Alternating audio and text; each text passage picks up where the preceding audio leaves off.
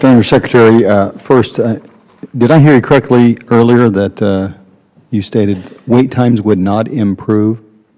I don't expect wait times to go down, no.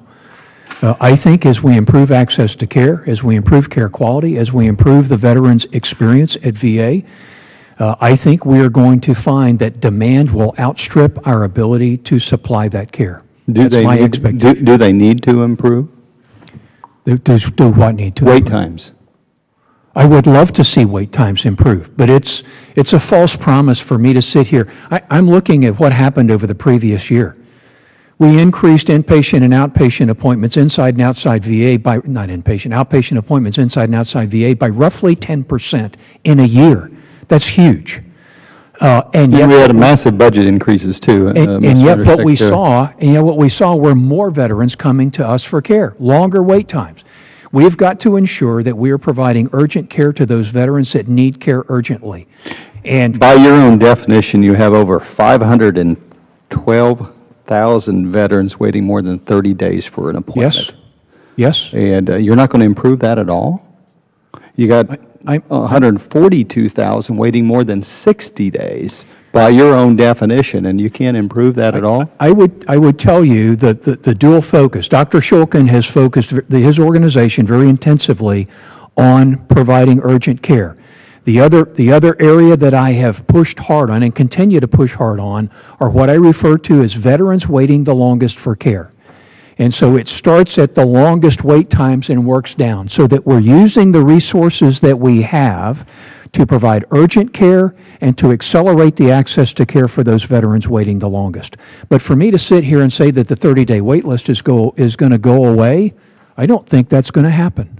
Well, and Mr. Chairman, I'm sure the committee's received some information on this, but the definition, and I want you to clarify, the preferred date, it's not the date they come in and ask for the appointment.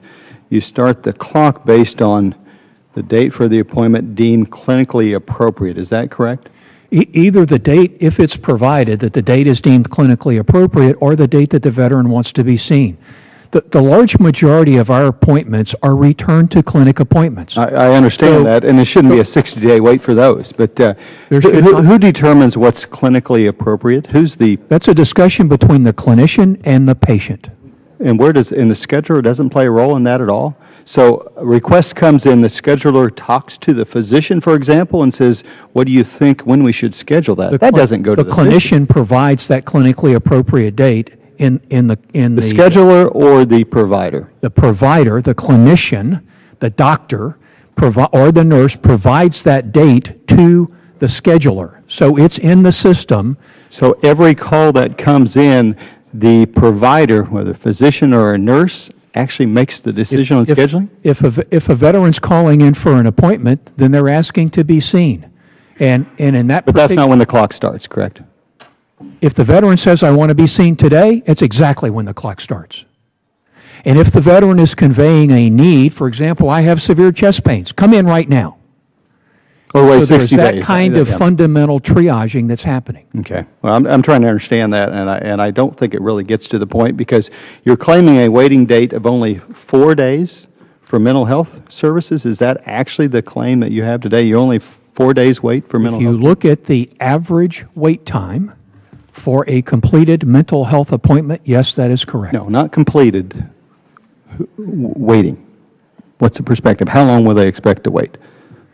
I think the pending date is, it's a few days longer than that on average, but I would tell you what that doesn't capture is the 23% of appointments that are completed on a same-day basis. 20% if you exclude the emergency department. So no, I understand that. So anyway, I'm explore this further. One last question about the VA wait time schedule problems in Phoenix. You placed two, Mr. Curry and Mr. Robinson, on administrative leave and been there since May of 2014. What's the status of any disciplinary actions against these two individuals? We are wrapping up those two cases right now. Both of those two individuals were placed on administrative leave at the request of the IG, along with Sharon Helmer. IG doesn't make that decision. You make the decision. You placed them on administrative leave. Can you We made explain the how de- somebody can be on administrative leave for a made- year and a half we and they're made- still getting paid? We made the decision. We put them on administrative leave at the IG's request. We have You told us here, Mr. Secretary. We have within the last several IG weeks received makes the recommendations, evidence and you from the don't- IG, and Mr. having Chairman? received the evidence from the IG, we're going to pursue disciplinary Mr. action. Secretary, Yes, sir. those are recommendations from the IG, is that correct? The You recommendation spent from your the IG. testimony attacking the IG. You placed him on leave for a year and a half, paid by taxpayers the whole time. When will we get disciplinary actions against those two people that went after three brave whistleblowers that you've settled with in Phoenix? When will we get an answer? When will they be disciplined? Those disciplinary actions are in process now. We've received all the When evidence. will they be done? Tens of thousands of pages of evidence that have been turned over to VA by the IG within the last 30 days.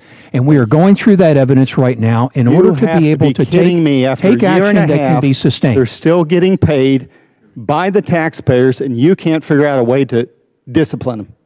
When will we know? As You I don't know? said, as I said earlier, the practice changes now, because I'm not going to wait any longer.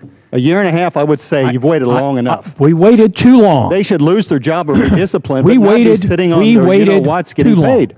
We waited too long, and we're not going to do it again, because I'm not going to defer to the IG's investigation or, frankly, to a Department of Justice investigation. So you don't know when it'll be Because I can't done. be assured when it's going to be completed. That's the change that we're talking about. It's unacceptable. It's not acceptable to me, it's not acceptable to veterans, and it's not acceptable to the American taxpayer. Well, I agree. After a And the year and other a half, change- it's time to do the job, and the- take care of the Phoenix situation. Thank And you, the Mr. other Chairman. I change yield back. that, and the other change that I mentioned that we have imposed is we will not routinely place employees that are subject to discipline action on administrative leave. They will be detailed to other duties unless there is an egregious example where they need to be removed from all responsibility.